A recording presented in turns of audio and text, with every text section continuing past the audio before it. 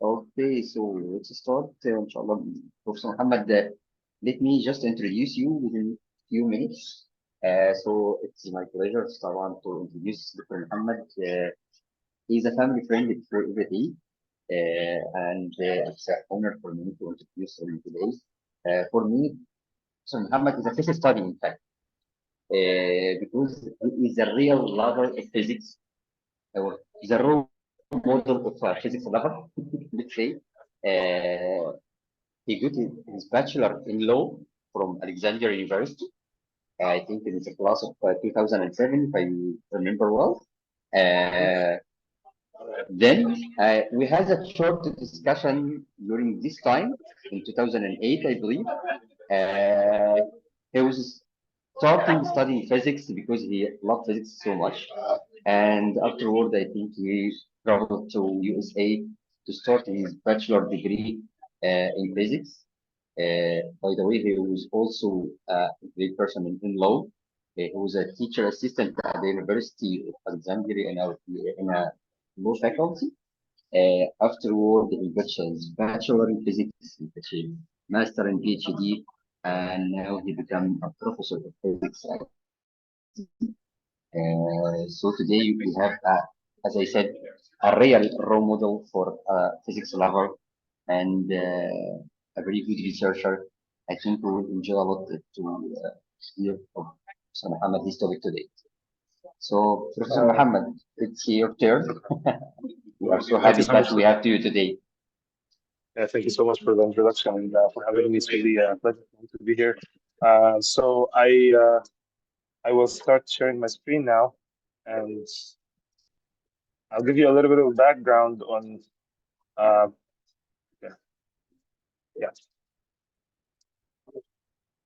on where I'm at right now. So as Muhammad kind of introduced me, I'm an assistant professor and the director of the quantum electronics lab at the College of Optical Sciences in the University of Arizona. So there are 4 main centers in the U.S. that work in photonics in general with different focuses. So the main ones are the Institute of Optics in Rochester, that's the oldest one. There's Creel in Florida. There's the Photonics Center in Boston, and there's the College of Optical Sciences. And the 2 oldest ones are actually the College of Optical Sciences and the Institute of Optics, and the largest one is the one at the University of Arizona. Conventionally or traditionally, it was focused on optical engineering, but right now it's actually probably now the biggest in all 4 main, one of the biggest in the 4 main fields of photonics and optics. So optical engineering, photonics, imaging, and optical physics. And I'm a part of the optical physics and photonics departments inside the college. So I want to start first by giving you a background on nanophotonics, which is really my core area of expertise.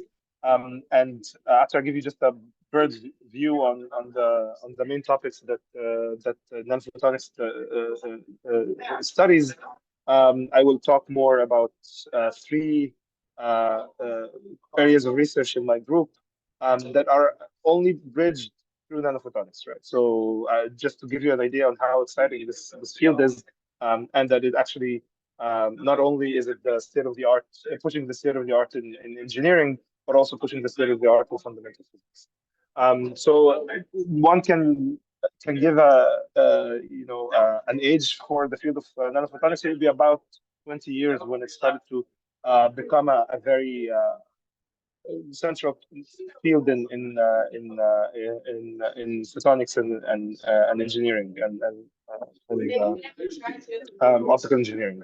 And I guess the first topic that was a lot of attention to the field of nanophotonics is the field of photonic crystals, where we do mode and band gap engineering. So band gap engineering obviously means that you can structure a certain material in order to generate a band gap similar to an electronic band gap.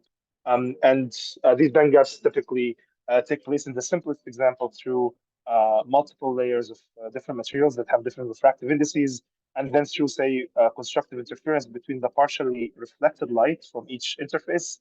You reflect light, and so which means that light cannot propagate through this crystal now, because there's an order here, and you generate a band gap. So this is the similarity with the electronic band gap structures. And this, when this translated into nanophotonics, it translated into basically patterning of mostly the electric materials in order to generate complex structures through this band gap engineering that would allow you to say in this case create a laser on chip where you have a waveguide. This waveguide is created through band gap engineering because light cannot let me actually get a pen here. Light cannot propagate inside this material because it would reflect back. It's like a mirror similar to this. But you can also create a cavity on chip by creating another mirror here. This is another mirror here where light would come in and then gets trapped, right? Between this side and this side. So it actually gets reflected back and forth here, and then it's trapped in this cavity. And then this cavity is actually partially reflected, similar to what you would have in a laser. And then some of the light after the laser takes place, some of the light would go out through this waveguide. So you can see that you can have mirrors, cavities, waveguides, and so on, all of them created on the same chip through this band gap and mode engineering that nanophotonics allows you to do. Another field in nanophotonics that's also extremely interesting is metamaterials. And metamaterials is a field that is concerned mainly with dispersion engineering. So engineering the refractive index or the optical constants of materials beyond what's typically possible. And the claim to fame was initially with the now we know useless metamaterial, which is negative index metamaterials. But there were at the time there was a lot of interest in these types of materials because you would end up having a negative refractive index, and when you have negative refractive index, you can have interesting optical phenomena like optical cloaking or super lensing, where you image without limits, the diffraction limits coming from aberrations and so on. Imaging limits, sorry, not diffraction limits, coming from aberrations. And so this was one type of materials, and to realize these materials, one needed to have both epsilon, the permittivity to be negative, but also permeability to be negative. And epsilon being negative is not a difficult thing to do. You just need to have a metal, right? All metals have a negative permittivity, but permeability was the issue, because permeability is near unity for almost all materials at higher frequencies. And so when you engineer the material, though, say to create small LC circuits on the order, dimensionally on the order of the wavelength, or smaller, much smaller than that, you create a current, and this current generates a magnetic field, and this magnetic field means that your material, your metamaterial, has some response, has some magnetic response to your optical field. So then, if it's diamagnetic, then it's negative, and then you end up having a left-handed material. And so this was, the start of the field. But there are many other types of metamaterials that emerged over time. Some of them are actually somewhat useful, like hyperbolic metamaterials, for instance. The one that actually is that became one field in nanophotonics that became so successful actually is now commercialized and will continue to expand its domain and commercial devices is metasurfaces. And metasurfaces now is about wavefront engineering, not about dispersion engineering. And that's really it's not about their dimensions. It's not like it had to be a structured surface, and it's engineered so that you can call it a metasurface. It's really the functionality that metasurfaces bring, which is that you have a wavefront, say a plane wave, and then it comes on a surface that you do something to it, and then you can engineer the output wavefront, right, in all of its degrees of freedom.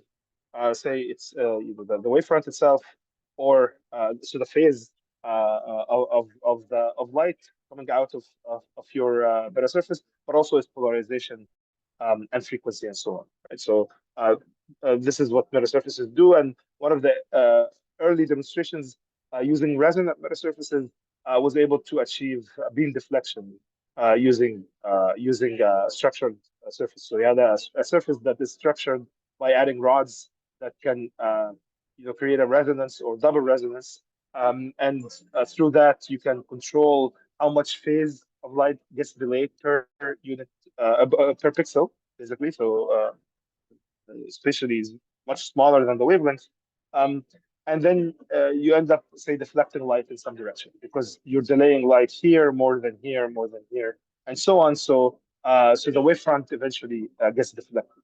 And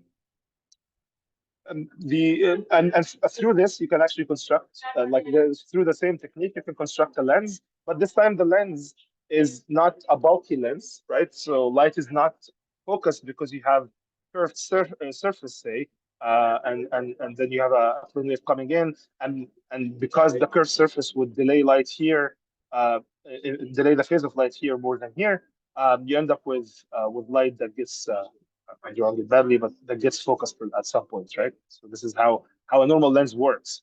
But in this case, you don't have to have different thicknesses. You just have to have different phase delays through resonant or non-resonance effects.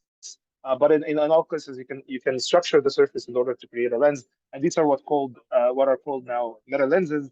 And their advantage is obviously that they're more compact. So it's just a few hundred nanometers, say, in terms of the surface. So it saves you that much space. But more importantly, actually, more important than their compactness is that they are light in weight, right? So and they're also multifunctional. Yeah, so this is a very this is a very active area of research. Now it's more in the domain of applications where these meta lenses could be useful more than fundamental research. The last topic that I don't know, the second to last topic that is very interesting in nanophotonics and was extremely popular, but it has its own issues as well, is plasmonics. And plasmonics is particularly interesting when you think of near field engineering, right? So near field of, say, an antenna is the region in space that is much smaller than the wavelength around that antenna. And this region in space is interesting because you can see you can see electromagnetic fields with K vectors with momenta that is much higher than free space radiation momentum, right? So these are modes that will not propagate. That's why they only exist in the near field, because there's no momentum matching with free space radiation. However, they do exist, but you have to be very close to your antenna. And this near field engineering that is most relevant to the field of plasmonics, its main applications, at least in the quantum domain, is that it will allow us to control the local density of states available for, say, a quantum emitter, right? So that's the most important aspect right now for plasmonics, which is that you can control the number of states available for your quantum emitter. The quantum emitter is basically a two-level system. You can control the available states for the quantum emitters to radiate into per unit space, per unit time. And this could be, you could engineer that for individual emitters or a collection of emitters. So that's called collective local density states. I won't go into details. I'm just giving like an overview of the field. But I'm happy, stop me at any time, and I will give pauses every now and then to receive questions. The last field is also very mature right now and is commercially relevant, especially in what's called transceivers, is the field of photonic integrated circuits, or PICs.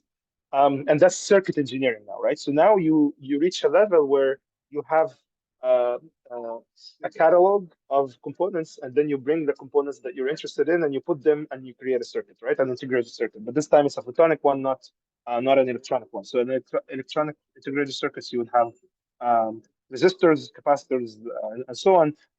Here you would have waveguides, ring resonators, laser sources, stereo voltage source, photodetectors, and so on. And so a lot of the work in quantum photonics basically is utilizing photonic integrated circuits. And so this is a work from my previous group during my postdoc, where they create a photonic integrated circuit that does not just machine learning, it does not just implement a classifier, but also it actually trains the circuit and on arbitrary unitary transformations for photonic neural networks. And you can now appreciate the complexity of these circuits, where you have optical fibers as an input that constitute the input light, And then you can have here, I think, in this case, about 6 optical modes that constitute your input modes. And then you would have many layers that implement unitary transformations. Okay, so any questions so far before I move on to the first topic of today's talk? I think, Professor Muhammad, we can move on and keep the questions by the end of the session. So Okay, we have a few rounds. But I have a little bit question here. Hello, Prof. Muhammad. So far, you are talked that you implement quantum photonics to perform quantum machine learning or classical machine learning. You talk about united transformations here. So united transformations, you employ it as machine learning classifiers as a quantum system machine learning or classical system machine learning. Classical, yeah. So this photonic integrated circuits is not my work actually. It's work of Colin. It's classical. There is work on quantum machine learning. If you can employ united transformations, so you can implement quantum machine learning. Yes, yeah, that's true. There are works on this, especially in search algorithms. To implement them using photonic integrated circuits. There are actually works published. But so far you implement it as a classical. Yeah. This is just implemented classically. And by the way, sometimes it's not even unitary. So this is reservoir computing. There is active research in using quantum reservoir computing, which is photonic computing, photonic reservoir computing. Because in that case, it doesn't have to be unitary. Because in your reservoir computing, you actually need a decaying memory. So it doesn't have to be a unitary transfer. Unitarity is actually very. I mean, it's an idealization. Obviously, the system would have a lot of losses in it, just propagation losses, scattering. So on. Okay, I got it. And also nonlinearities. When you think of quantum systems, nonlinearities are very difficult because in that case you would have a single photon source, and then you would need single photon nonlinearity, and that's a big challenge. Okay. So I'm gonna first talk about the first topic of today's talk will be mainly electrical engineering, right? So not very physics wise, but it's very interesting, and it's a good platform for you all to familiarize yourself with it if you're interested in nanophotonics in general. And this is the co-integration of nanophotonics and electronics in Cmos foundry processes. Okay, so we know that if your laptop, for instance, it has Cmos chips, right? Semiconductor chips, silicon chips. And if you actually look at these chips, depending on how expensive your laptop is, if you look at a cross section of it, you will see that the Cmos chip that you have is actually a wonder of engineering. So this is the Intel chip, the Intel 4 chip. It's called the 7 nanometer process. That's a very advanced node. And the Cmos chip, the one that has transistors that you have, is actually way more complicated than you would think. The transistors are somewhere here, in the very bottom. But then it has this huge infrastructure in front of it, on top of it. And these are basically the wires that can wire billions of transistors. So this is a schematic of it. Think of it as a very busy city. If you have a city with billions of cars, you would need bridges because they cannot, you cannot collide those two cars. They can't go past through each other. So electrons can pass through each other, right? Because they're charged. It's not like light, and because of this, you need to have these many layers of metals, and they're connected through each other through vias. Vias are basically like it's an elevator basically between two different metal layers, and you can reach up to like 40 layers on top of each other, and those are what represent what's called the back end of the line, the BEOL, whereas the front end of the line is your transistors, your photodiodes, your PN junctions, and so on. This is that when you study semiconductor devices, you study the front end of the line, and you don't really care about how it's wired, right? But this is where most of the engineering and most of the work happens, because you have to have many layers, and they have to be perfectly aligned with each other. To some extent, the resolution is insane. Less than just a few nanometers or a few tens of nanometers, depending on the nodes. And so it's very difficult to fabricate, and that's why only few places in the world are able to do these chips, right? Intel, TSMC, and so on. So those are very specialized foundries that can make them.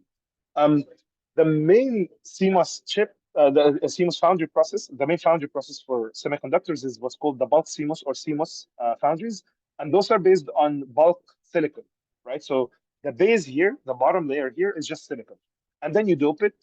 So you in order to create your gates and source and drain and so on through doping, right? So this is your substrate.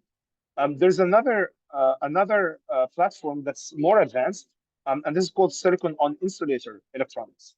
Those do exist, where you have a bulk silicon substrate. So this is your crystalline silicon, and then you grow some oxide. That's the box, the buried oxides. So silicon dioxide basically grown on top of the silicon, and then you add another silicon layer, about 220 nanometers on top. And this is what you dope, right? You dope this one.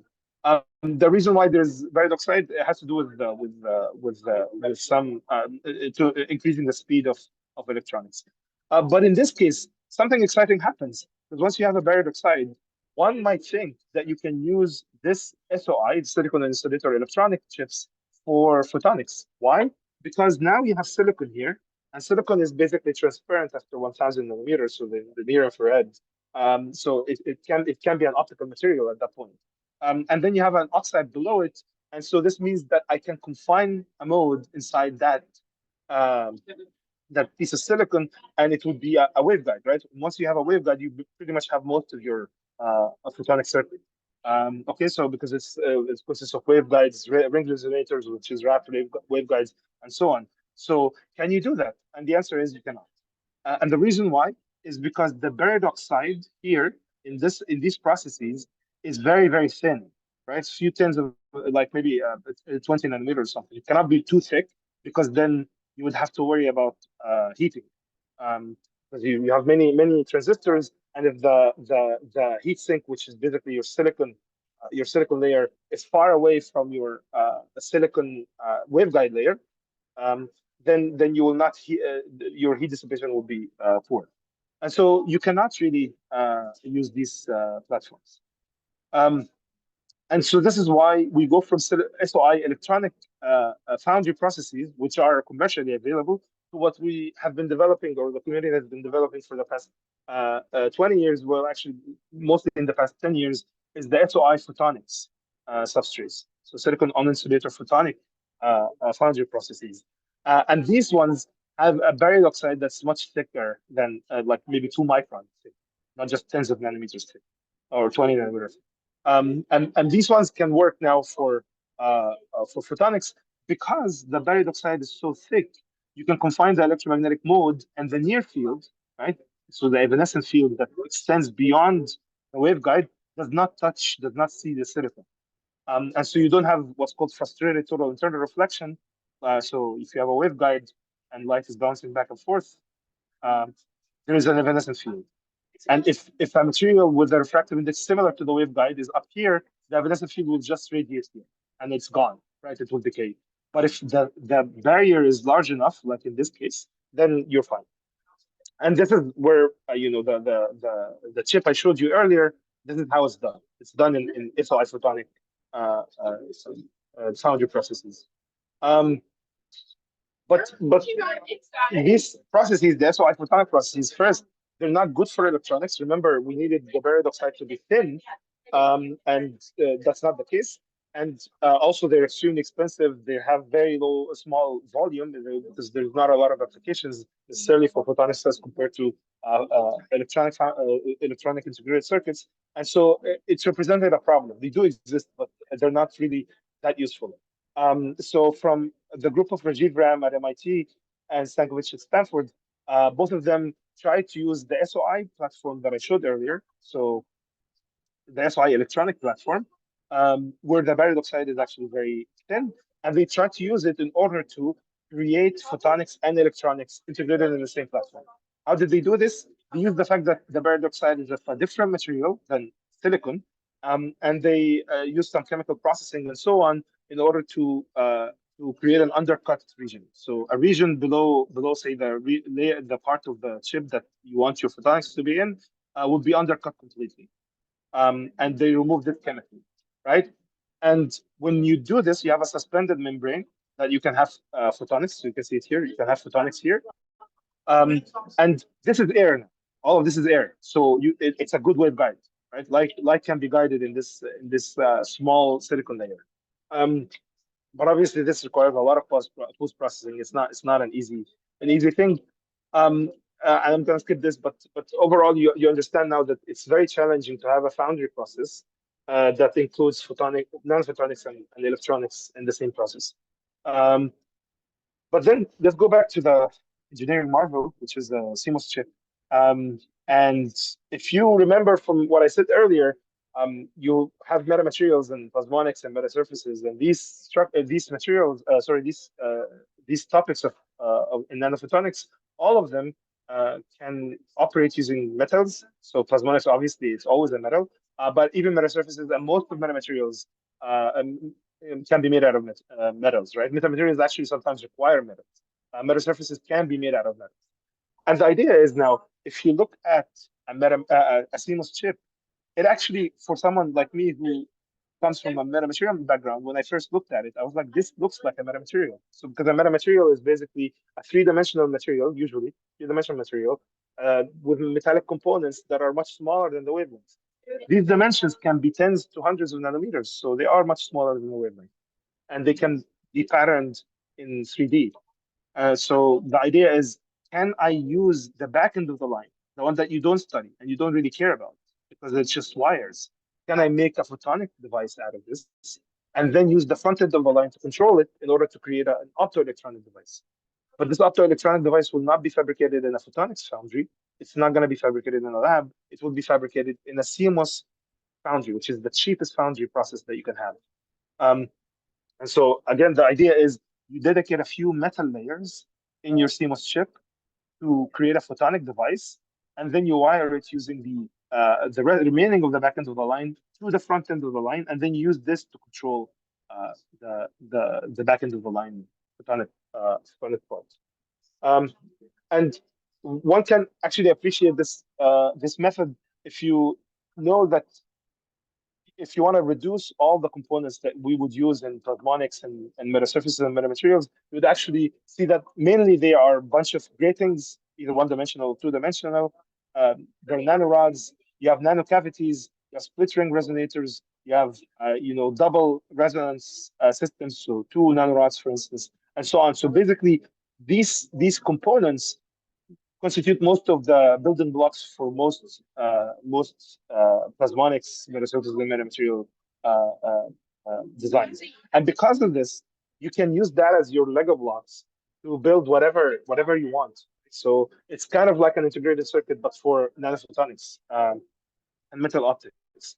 And to showcase this capability, we actually built an optoelectronic device, a liquid crystal modulator, in one of the most common foundry processes, TSMC. This is the Taiwanese foundry company. 65 nanometer is the name of the node, which represents the length of the gate in the transistor. And we're using the TSMC 65 nanometer process to create an optoelectronic device, which was never done before. It was never used before for photonics or optics in general. So I will give just a prelude. What we actually demonstrated is that we can make this liquid crystal modulator at speeds that are much faster than existing liquid crystal modulators. Actually, 2 orders of magnitude faster than the state of the art. So I will just quickly go through the speed limitations of liquid crystal modulators. Why do they have limitations in the speed? Just quickly, because I'm going to run out of time very soon. You have liquid crystals, which is an anisotropic molecule. And what you do is you have them aligned in some direction, and then you apply an electric field across your cell, and then they get aligned in another direction depending on the applied electric field.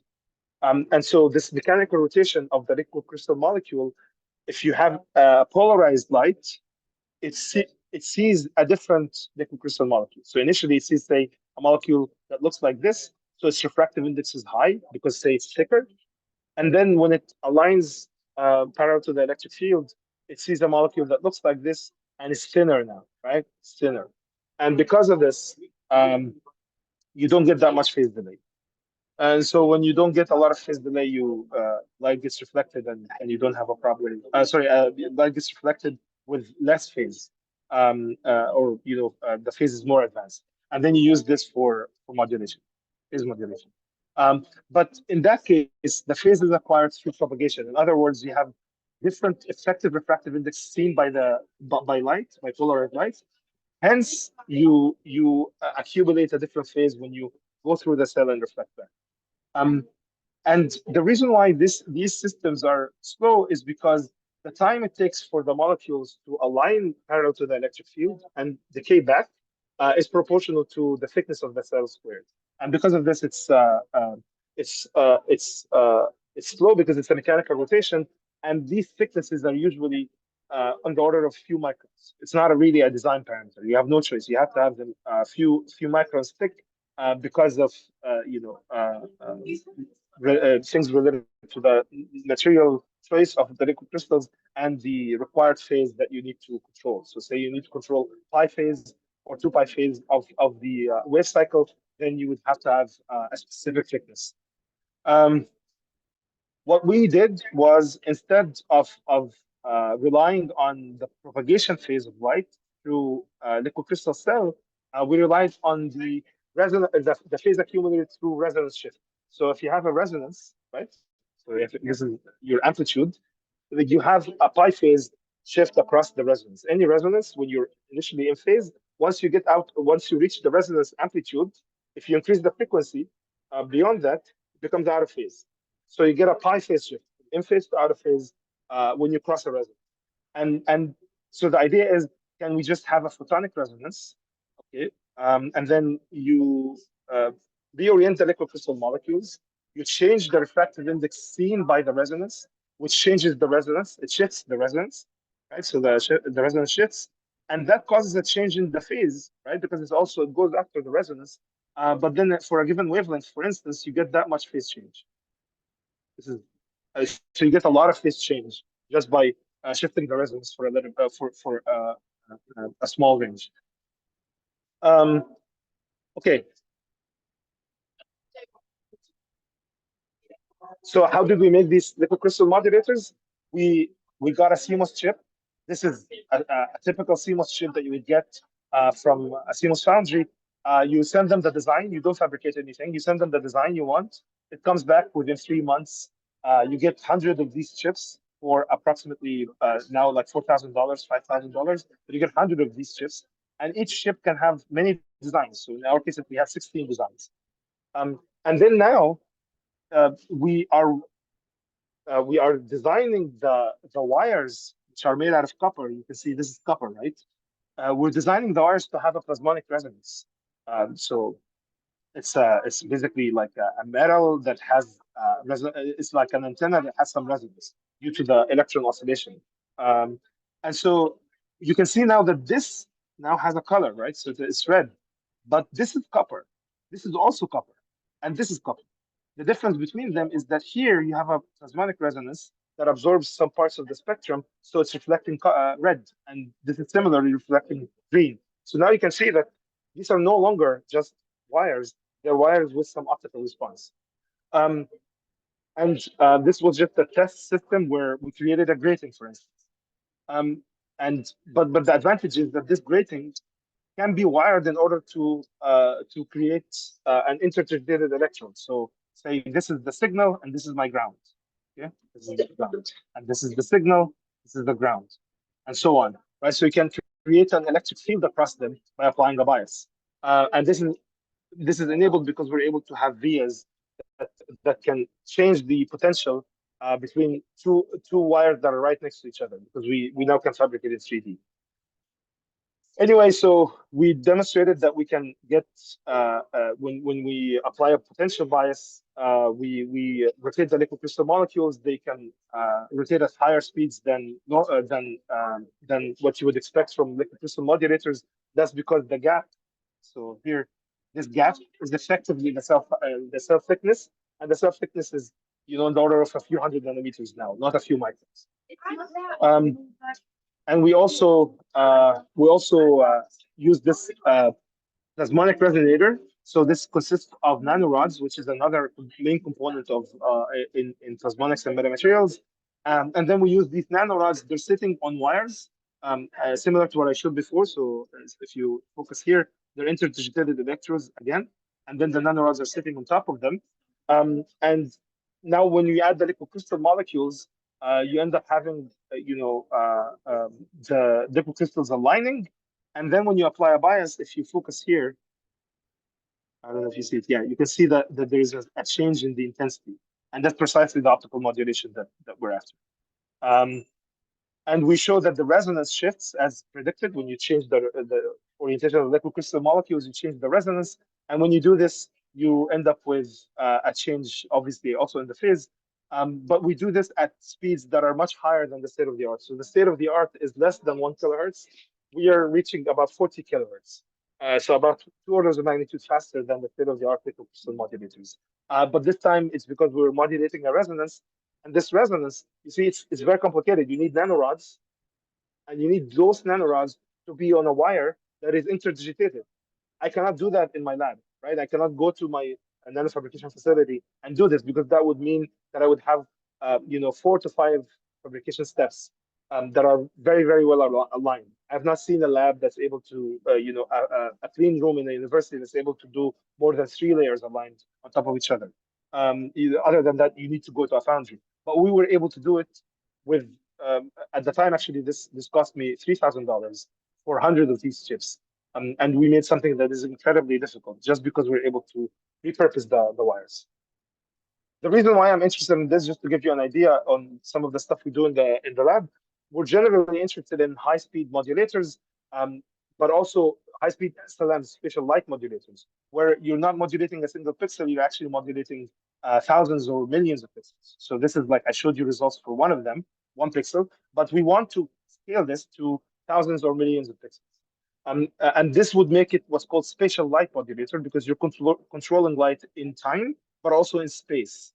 And this is very interesting for many applications. The one that I'm actually working on right now is imaging through scattering media. So if you want to image through a human body, the human body is a scattering media, obviously, for light. So that's why you cannot image with light below the skin. You cannot do that. But it's not just a scattering media, it's a dynamically scattering media. In other words, the scattering pattern changes over time. And in order, if you want to do this, if you want to image through a scattering media, you can do it with some algorithms. Instead of sending a plane wave, you send structured light where the wavefront is structured, and then you basically, when you structure the light, you phase conjugate the speckle pattern that generates from scattering, and then you refocus light through the scattering medium. And when you focus the light, you can image. But the problem is that the human body, the scattering medium, is actually changing over time. It changes actually at a very high rate. So if you go a few centimeters inside the body, the rate is tens of kilohertz. So you need a spatial light modulator that operates at 0.1 megahertz or above. And this is precisely what we're working on. Other applications are very interesting, like holographic videos and quantum control. But this is really the main focus for my group right now. Okay, so I'm gonna switch gears to a completely different topic, and that's gravitational quantum mechanics. Any questions on the previous topic? Because I mean, it will go now in a completely different direction. All right, so I'm gonna go ahead now. Okay. So the second topic of today's talk is gravitational quantum mechanics, which is different than quantum gravity. So quantum gravity, maybe many of you are serious or interested in high energy physics or special relativity, relativity theories and so on. You'll be interested in quantum gravity, which are theories that try to quantize gravity, which is actually a very difficult feet. So those are like string theory, loop quantum gravity, and so on. But this is not what I'm doing, thankfully, because I don't think this is very useful.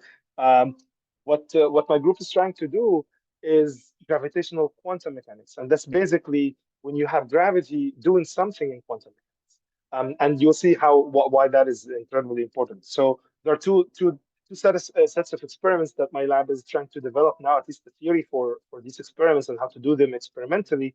And we're basically in the stage of proposing experiments, and then hopefully when we get enough money, we do these experiments in the lab. And the first one is gravitationally induced entanglement. So you have two particles, and you generate entanglement between them through gravity.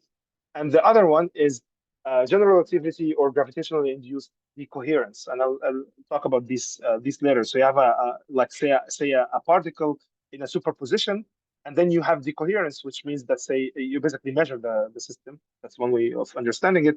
So now it quote unquote collapses in a specific state, and this collapse, quote unquote, is due to gravity. Okay. So I'll just give an idea of what decoherence is. Decoherence means that the environment is watching you. So basically, when you think of decoherence, you start with a quantum state. If it's a coherent state, this means it's in some superposition. And if the question you would ask yourself, if that state experiences decoherence, is the following: is there anything in the world, in the universe, anything, not you, anything in the universe, able to know which state your particle, your quantum particle is in? If there's something, then that's able to know, quote unquote, right, which state you're in, then you experience decoherence, right? And this quantumness, the quantum nature is gone. So I'm just gonna give some idea what I mean by this. Say you have a photon that's going in a beam splitter. So it will split into two paths. Okay. Then its state is this say if going in the upper waveguide say is 0, and this is 1, the lower waveguide. This is called the dual rail configuration. If your photon experiences decoherence, this means that there's something in the universe that's capable of telling the difference between, that's capable of telling whether the photon is in the upper branch or the lower branch. Okay. If that happens, then decoherence took place. So that could be, for instance, you have some scatter here on top of the waveguide, and then it scatters the photon, right? And then this means that in principle you can tell whether the photon went in this direction or in this direction. And so this is one way to destroy the coherence. So you cannot write this state anymore as 0 plus 1, right? As a pure state. You have to write it as a mixed state now with probabilities like P1, 0, and P2, 1, right? Something like that. So you have to describe it as using the density matrix formalism. Another case which would be also, I'm telling you these things because it will be important later on. The other case is decoherence from an object from gas molecules. So they have a nanoparticle, and say by some feat of experimental feat, I'm able to put that nanoparticle in a superposition of two different positions. Okay, so it's in this state left plus right. Right. This is the coherent state of the system. If there's a gas molecule, say hydrogen, that might scatter with this nanoparticle. So say you're in vacuum, right? If there's an atom there, hydrogen atom, which is probably, if you're in high vacuum, that's probably what's left, then a single scattering event, can tell me whether that particle is in the left state or the right state. Because the wavelength of the hydrogen atom is in picometers, right? There's 10 to the negative 12 meter. And so its resolution is impeccable, right? The diffraction limit for that is in the picometers. This is a nanometer object, so say 100 nanometer in diameter or so. So a single scattering event is sufficient to ruin the entire experiment, the entire superposition that you have, and decoherence will take place. And so this means that the decoherence rate of this system is the scattering rate of gas molecules. Okay? So this is just a prelude to understand what decoherence means when I talk about it later. The first the first experiment that my lab is working on is GR-induced decoherence, general relativistic induced decoherence. And so the proposition from Brunker in Vienna is the following. He wants to, this group at least is proposing theoretically that you can have a general relativistic effect, say gravity, that induces decoherence. Hence, it would tell me, say for a photon, which path information. It would tell me whether the photon went in the upper branch or the lower branch. Remember, I mentioned before it could be scattered, something that scattered light, or you put a detector or something like that, and it will tell you which path the photon took. And if that happens, then you experience decoherence because of this. But what if the cause of decoherence is gravity? And so the proposition in 2012 was you can use what's called the Mach-Zehnder interferometer. A Mach-Zehnder interferometer is a simple interferometer. You have light coming in. You have a beam splitter that splits the light into two arms, and you have something that causes phase shift in one of the arms. And then you combine both beams on another beam splitter, and you have two detectors. And the interference between the two beams at that beam splitter determines the readout in the detectors, right? So say they interfere such that they're pi out of phase here. This means that they will constructively interfere here, and then you'll get a click in this detector. Okay, but this time you send a single photon. So this is the first thing. You're sending a single photon. If you're sending a single photon, then you have to write the state as a superposition of upper arm and lower arm. The single photon cannot be split half, right? So, well, it can. The state now is up plus down, right, or 0 plus 1. And then you have this. The Mach-Zehnder is now not on the table. It's at different heights in a gravitational potential, right? So this means that say that you have an optical table, and then you rotate it by 90 degrees. And then this means, because each one of them has a different gravitational potential, there's something called Shapiro delay, which is the time dilation experienced by light in gravity. So this means that, say, you're closer to Earth here, your clock is slower than when you're up here, when you're further away from the Earth's mass, center of mass, which means that now you have two different clocks. The photon is evolving with two different clocks. Now, a single photon can be modeled as a pulse. So it's a wave packet, but just think of it as a pulse. So now, if the time dilation is such that you can tell which path, not you, gravity, can tell which path the photon is in, then the interference that takes place, which depends on the coherence, right? Coherence means that you're able to interfere. The states that constitutes the superposition can interfere with each other. The visibility of that interference will drop. Okay, so in that scenario, if basically the two pulses, now think of it classically, are so far away from each other when they meet here that they're no longer overlapping, you won't see interference. That's the classical way of thinking about it.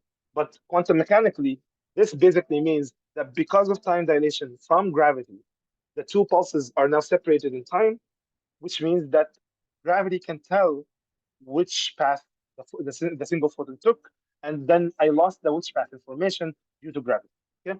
Now, I won't go into a lot of details on why this experiment, is now 12 years, and there are people who are actively trying to achieve it. Didn't take place because, in my opinion, it's actually impossible to do this experiment due to the fact that you have to propagate very, very, very long distance kilometers in order to get any appreciable phase time dilation between the two pulses. And when you do this, you hit a very big problem, which I will talk about soon, with groove velocity dispersion problem. And so I proposed an alternative experiment that would, in principle, in as much as general relativity is a coherent body, coherent theory, can provide a similar test. And this is done with several collaborators, Professor Muhammad Hassan from University of Arizona also, but he's in the physics department, Daniel So in U of A, and hopefully, inshallah, soon Professor Muhammad Suwailam from AUC. And all of this work, and from now on, all of my future works in general relativity and gravity are done with Dr. Ahmed Rahman and Dr. Asif Habashi. Dr. Ahmed is in Harvard and Asim is UT Austin. Okay, so this is the alternative proposal is done through what's called the Sagnac interferometer. So a Sagnac interferometer, I don't know if for special relativity buffs, they might remember that this Sagnac actually proposed it in order to disprove special relativity. Why is that? Sagnac said that you can have an interferometer that is a shared path interferometer. So light comes in, you have a beam splitter. Light now splits not up and down, but counterclockwise and clockwise. Okay, so there's light that's going in this direction, and there's light that's going in this direction. And then the counterclockwise and clockwise beams have a shared path, so there's no path difference between them. There's no phase shift between them. But then they meet again at the beam splitter, and then they go to a detector. Okay, and so when that happens, there shouldn't be any phase shift between them. But what if you rotate the entire interferometer? As they meet at the beam splitter, what he's saying is that the beam splitter would move, say, a little bit up here. So one of them would experience a longer path compared to the other, and then you would have a phase shift at the detector, and then you don't, and then you would have, you will see interference fringes. But this contradicts with special relativity, because special relativity says that the speed of light is constant regardless of your reference frame. And so this means that, well, special relativity is wrong, right? Because you should never have different speeds of light, technically, right? Because it's the relative speed that matters, but, speed of light should be constant. But the reason why Sagnac interference interpretation is incorrect is that if you have a rotating system, it's not a special relativistic system anymore, because it's it's an accelerating reference frame. So it's not non-inertial reference frame, and so special relativity doesn't apply. In fact, it's general relativity that applies. And here now the similarity will appear with this work. What happens with the reason why you have a phase shift is that clockwise and counterclockwise light paths experience a different time. So they have different clocks. And this is called the Sagnac effect now, which, because they have different clocks, they have phase shifts. And this different clock is happening due to the rotation. Okay, so how do you do it? So remember, I talked about photonic integrated circuits. You can actually build the Sagnac interferometer on chip, and this is the main advantage that we're after here, because we want to build it on chip and then rotate the whole chip at very high speeds, very high angular speeds, in order to basically see this general relativity phased decoherence, where the decoherence now is happening on chip. So you have light coming in. You send them on what's called directional coupler. This is basically the beam splitter in the previous picture that I talked about. This is this beam splitter. Okay. And this is basically the two waveguides are coupled through evanescent fields, and you generate clockwise and counterclockwise beams. And then if you're rotating the system, each one of them will have a different clock. So they will be evolving differently. And then they meet back again at that beam splitter. And then they will have a phase difference between them due to rotation now, due to the time dilation due to rotation. And this phase difference is well characterized. It depends on the area enclosed by that loop, by the Sagnac loop. So this is the radius r, pi r squared is the area, and then it depends on the rotation speed. So if I increase it enough, then I might end up with enough time dilation that that I would be able to tell which path light took, whether it's clockwise or counterclockwise.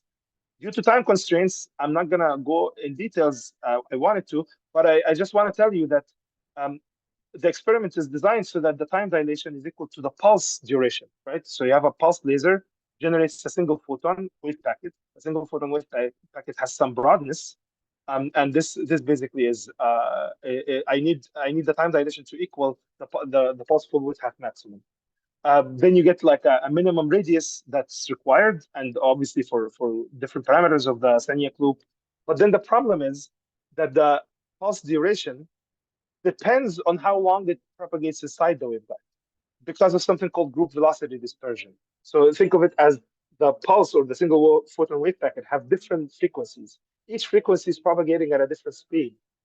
The collection of these frequencies propagate, this pulse propagates at some group velocity, and this group velocity disperses over time. It changes, sorry. So you have some group velocity dispersion, and that leads to the pulse broadening, okay? And as they broaden, the fact that what you're trying to achieve, which is that you resolve the two pulses together temporally, becomes more and more difficult. So then it's not an easy problem anymore, and that's why you cannot have a Alexander interferometer where you propagate kilometers, because the smaller the pulse, which is the final conclusion that we have, it actually, the radius, the minimum radius you need to be able to resolve the two pulses is actually inversely proportional to the pulse width. In other words, the shorter the pulse width, the larger the radius that you need, which is counterintuitive.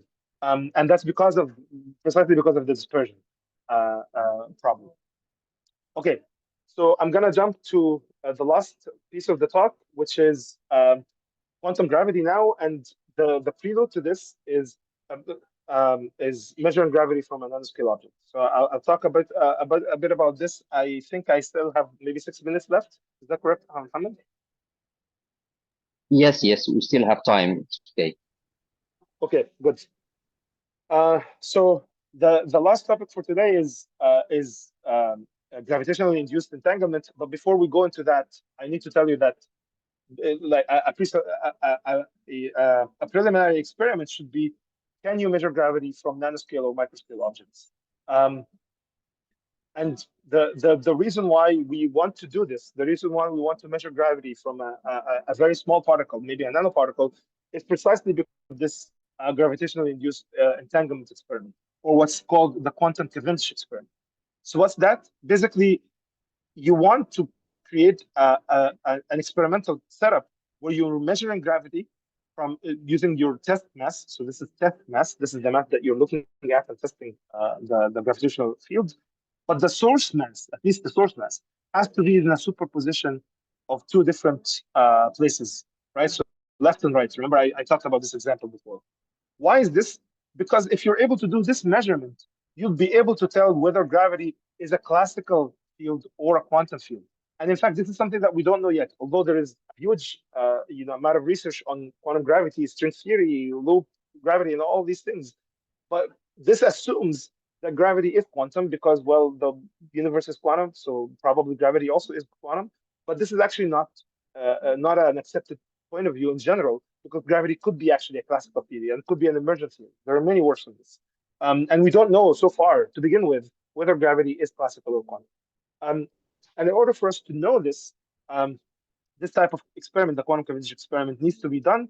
And if it is to be done, you actually need the source mass, and I'll talk more about it later, but you need the source mass, the mass that you're measuring gravity from, to be at the nanoscale, to be very, very, very small mass. And that has to do with decoherence. I'll also talk about this a lot later. But we know that gravity is actually very weak, much weaker than any other force, but at least like over 20 orders of magnitude. And this is why, in the state of the art, measuring gravity from objects is actually extremely difficult. So the state of the art in terms of the separation distance of gravity between the source mass and the test mass is 25 microns. The source mass, which is this is the source mass in this case, is 25 microns away from some mass on the cantilever, and then you're measuring the gravitational pull from this source mass. So the separation distances are actually in the micron scale, so it's very large. And the record so far, this is an important experiment, the record so far in terms of measuring gravity, the smallest object that we were able to measure gravity from so far in 2021 is a 0.1 gram source. So, it's not that very small of a particle. It's actually millimeter in diameter. This is the smallest source mass we've ever measured gravity from. If we were to do the quantum Cavendish experiment, we need the source mass to be 100 nanometer, not millimeter, right? So now you can appreciate how far we are from being able to perform this measurement.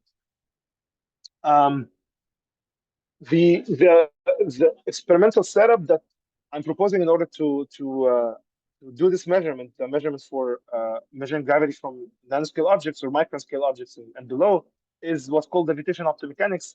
And just to give you an idea, you would have light, a laser beam focused through an objective lens on a spot, and this spot captures a nanoparticle. But this is happening in vacuum. So this is a vacuum chamber that can have very, very low pressures, ultra high vacuum. And in this system is called, these experiments are called levitation optomechanics, because at that scale where you have the particles very, very small and it's isolated from all of the mechanical vibrations in the universe, then you can see the optomechanical effects, the effect of light on that particle. And you can actually cool down the center of mass motion, so the agitation of the particle center of mass, you can cool it down to the quantum ground state. And so this is also done in 2021. And you can have ultra high vacuum. You can lower the temperature of the environment to put it in a cryostat. And you can also rotate this particle. If you send light with orbital angular momentum, you can rotate the particle. So this is another thing that is useful to know. And also you can trap multiple particles next to each other using these setups. So why all of this? It's because the proposal that I have is that you might be able to measure gravity from a very small object, close to 100 nanometer in diameter, if you have levitational optomechanics, if you have a levitational optomechanics setup. And in this setup, you have two particles. You have your test mass. So this test mass is basically a trapped particle. It's usually silica, and you're tracking its motion. And you can track it actually to almost picometer in distance. And it's trapped in some potential. And then the advantages. So you can have a test mass. You can cool it down if you want. Actually, in our case, we probably won't cool it down. But you have a test mass and you're tracking its motion, and then you have some shield. This is a metal shield in order to shield any Casimir forces mainly. And then you have your source mass, and that's really the crucial part of the experiment. The source mass is what's called the Janus particle. A Janus particle is a particle that has two different faces, two different materials basically, say silica and gold. And then using this orbital angular momentum idea that I mentioned before, you can spin that particle, and you can spin it, say you spin it to some frequency, omega j. Now, here's the catch. If omega j, let me just skip this. If omega j, the spin frequency, is the same as the trap frequency of that laser, so this laser is trapping the particle, it's in some harmonic oscillator that has a certain stiffness k, and then it has a certain trap frequency, omega equals square root of k over m. So then if the Janus particle is spinning at the same frequency as the trap frequency, then you're oscillating this particle under the effect of gravity at resonance. And since these particles can be trapped on ultra high vacuum conditions, their mechanical quality factor can be extremely high, 10 to the 8, 10 to the 10. Okay, so which means that if the mechanical quality factor is high, at resonance, the amplitude of oscillation of that particle that's being driven, it's a driven harmonic oscillator with basically no damping, that's being driven at resonance is multiplied by the quality factor of your trap. So then that gives you enough amplitude that barely you'll be able to see the effect of gravity, essentially. And our theoretical calculations show that, because of noise and so on, you have to average out in order to reduce the noise and get higher SNR, signal to noise ratio. It shows that if you are doing this measurement, you're rotating the source mass and you're tracking the motion of the particle and you're averaging out, that possibly so this is for 100 nanometer R is 100 test mass. Then if you average over, say, 1 day, and you choose the right trapping wavelength, say 1550, you'll be able to reach close to 10 micron particle, right? So we went from millimeter scale, 10 micron scale source masses. And in fact, if you make the test mass, this is the test mass, if you make the radius if you vary the radius and you reduce it counterintuitively, actually, you might be able to, for 1600 nanometer trap wavelength, you might be able to go down to even 1 micron particle. Okay. We actually have follow-up works. I don't have time to present it now, but that we are showing that you can actually reach 100 nanometer particles, and you don't have to average out for days or anything. These experiments can be done in about 100 microsecond time scale. So 100 nanometer particle in diameter, the source mass, and 100 microseconds. And this is really what we need to do in order to realize the quantum convergence experiment. So the quantum convergence experiment, again, is what I mentioned before, is that your source mass is in some superposition, left plus right. And we believe that, just as a prelude, we believe that nanophotonics, especially something called quantum metasurfaces, can lead to the creation of these what's called gravity-cat states. In other words, it's a cat state. It's like dead or alive, left or right, but has some gravitational influence. We can use quantum metasurfaces, which I haven't talked about, obviously, but I'm willing to. I'm happy to discuss them. They can generate these states. So then you can have a particle, 100 nanometer particle, say, in left plus right state, and then the question is, how is that going to tell us anything about the nature of gravity? The idea is that if you do this trick, your source mass is in a superposition, and also your test mass is in a superposition of left and right, then you will never be able to entangle these two through gravity if gravity is a classical channel. In other words, if gravity is a classical potential, it's not quantum, you will not be able to entangle the source mass and the test mass. You'll not be able to do them. Even if you put them in a superposition, left plus right, each one of them, you'll not be able to entangle them. But if gravity is indeed quantum, then you'll be able to entangle the two masses.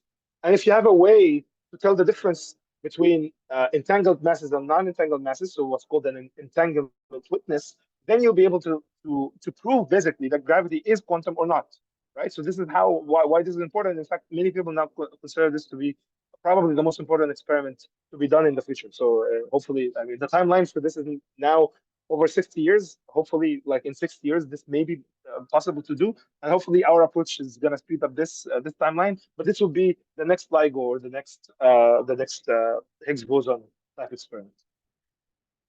So basically, this type of theory, this type of experiment would tell you whether gravity is classical or quantum. It doesn't tell you. I mean, if it shows quantum nature of gravity, it doesn't tell you which quantum theory, right? That cannot tell the difference, but it at least tells you something. I won't go through lots of details here, but there are two main sets of experiments that were proposed in order to demonstrate this quantum convention experiment. This is probably the most relevant one in our case, where you have a source mass and a test mass, or like this is source, and each one of them is in a superposition of left and right. The distance between them is d. The quantum delocalization, right? So you're splitting the left and right. The split is delta x, and then if you calculate the entanglement rate of that system, how fast they're entangling, you get this expression, right? It depends on the mass, it depends on the separation distance, delta x and g, right? And this is why you start realizing that you cannot do this experiment with atoms, for instance. It's because you want to have a large mass and a small distance between them, which means that you need a dense object. So now you're solid state. And in order for this experiment to succeed, the entanglement rate has to be larger than the decoherence rate. But then there is a tension between the two, because the entanglement rate increases when you delocalize the particle. Delta x is large, right? But if delta x is large, then decoherence becomes much easier, because what you want in decoherence is what? To know which state it's in. Is it left or right? The larger delta x is, the easier it is to tell the difference between the two, right? So then there's a tension between the two, right? And then if I remember correctly, if I remember from before, decoherence is what environment is watching. And in this case, like a single scattered hydrogen atom is enough to tell where you are. So this is, a very, very difficult experiment.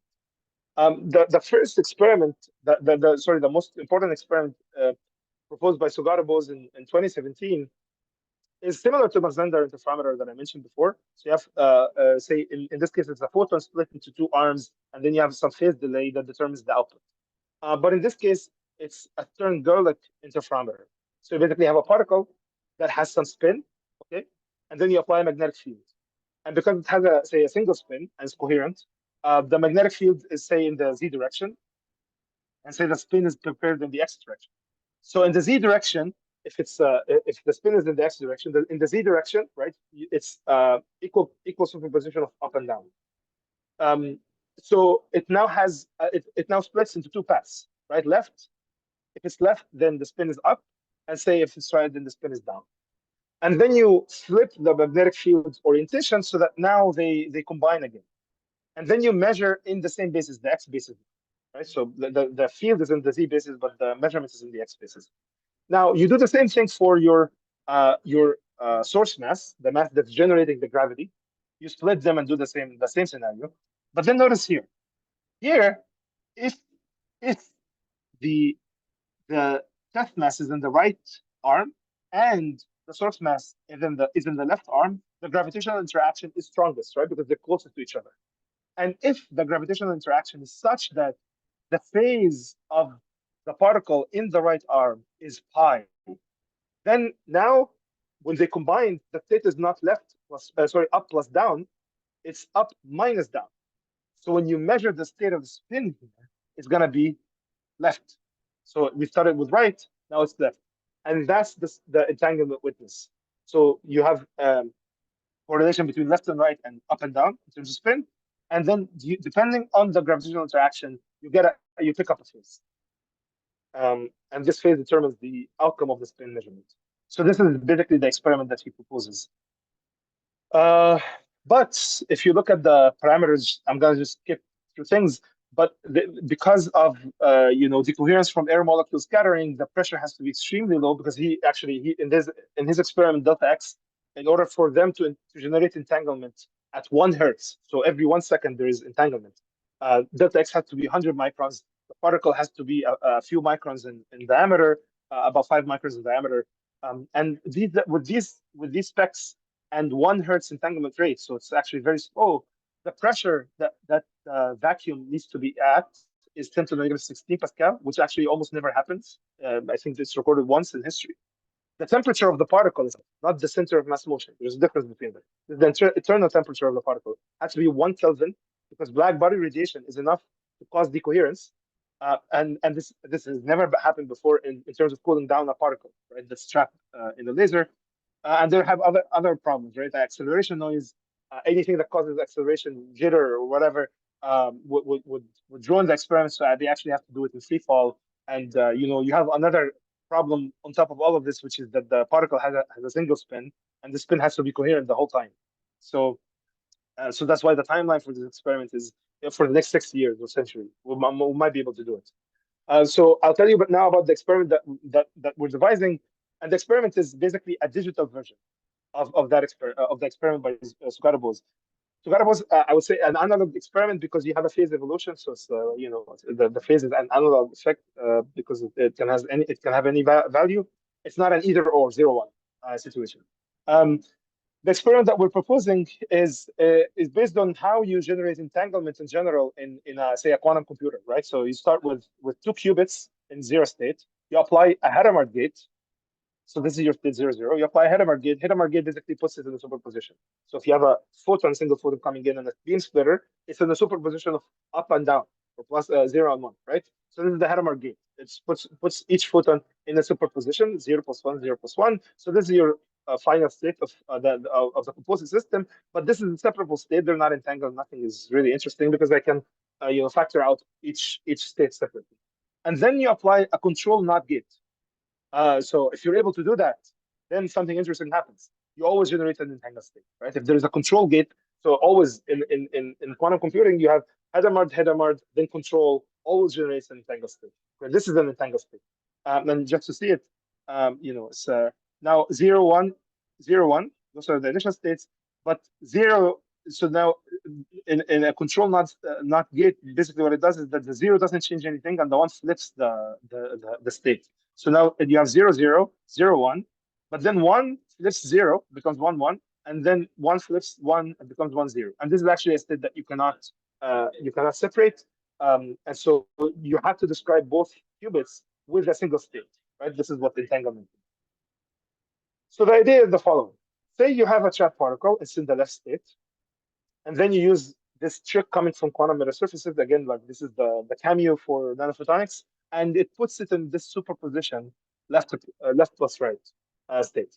Okay, and then you do it twice. You do it for the source mass and test mass. Okay, now it's a separable state. This is just Hadamard that we talked about, and then interestingly, if we have an acoustic deflector, so this is basically something that the trapping beam is moving back and forth at some frequency, right? And at a frequency omega drive.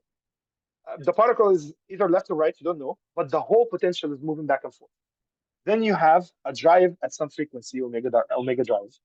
And then if that omega drive matches the trapping frequency of the particle in the right, so this trap, it has a trap frequency. If the omega drive matches that frequency, then the amplitude of the particle in the right potential would be higher than in the left potential. In fact, we can design it so that it's high enough that it makes a jump from right to left. And this is the control gate, because it would only make that jump if the source mass is in the left side, right? So this is, if this is 0, the right side here, nothing happens. But if this is 1, you apply a control gate and make this jump, right? So this is effectively, like, it's not a control knot, but this is effectively the control gate that generates an entangled state. It generates an entangled state. So now I have an entanglement, and actually this entanglement can be witnessed. But the advantage is, because you flip from this state to this state, sorry, this is the entangled state. The advantage is that this experiment can be done. Our preliminary results, we already have theory and calculations for this, can be done with particles that are 100 nanometer in diameter, so at least an order of magnitude smaller. But more importantly, it can be done in a time scale. So this control gate that we apply can be done in a time scale that is in the order of a multiple of the trap frequency, the inverse of the trap frequency, which is basically a multiple of 10 to the negative 5 seconds. Now it's not 1 second, right? So this difference, 5 orders of magnitude difference in the time scale of the experiments and the smaller particle involved, 100 nanometer, and the fact that delta X, which is the quantum delocalization, is 100 nanometer, not 100 microns as in the other experiment, makes everything now easier. Okay, so the pressure I need is 10 to the negative 8 Pascal, not 10 to the negative 16. So this is easy, actually, not even challenging. If my experimental time is, say, 10 to the negative 4 seconds, not even 10 to the negative 5. Black body radiation is not a problem. The particle can be 1000 Kelvin, which is probably going to be the temperature of the particle anyway. The internal temperature will be less than that, but that's doable. This is not a problem at all. The biggest problem is actually light scattering from the trap itself. Light gets scattered from the trap, and then it will tell me where the particle is. If we are in what's called the long wavelength limit in decoherence, which means that the delta X is smaller than the wavelength. So delta X is this is delta X here, right? If we make it smaller than the wavelength, then we're in the long wavelength limit, and the light scattered will not instantaneously tell me whether it's in the left or the right trap. It will take some time, and so for a typical trapping laser with 1 watt per meter square, the time it takes is 5 times 10 to the negative 4 seconds, right? So so the rate is the inverse of this. But so that's good. Okay, so we're still within the time range of our experiment. So our hope is we perform this experiment. Hopefully soon the theory paper will be out. But hopefully we actually are seriously considering to do this experiment in the lab. And the time scales now for doing this experiment, given that almost all the parameters are benign, is hopefully not 60 years. So I'm hoping that you enjoyed the trip from silicon to space-time, and how nanophotonics is a very powerful platform, whether you're working in engineering or fundamental physics. It's always going to be fun to work in. So thank you so much. Thank you so much, Professor Muhammad, for this great presentation. Time went so fast, in fact, with you. It was really great, and I think it's high-level work. It was really interesting. So we can now listen if someone have questions. I just would like to remind you all, this meeting or this seminar was already recorded.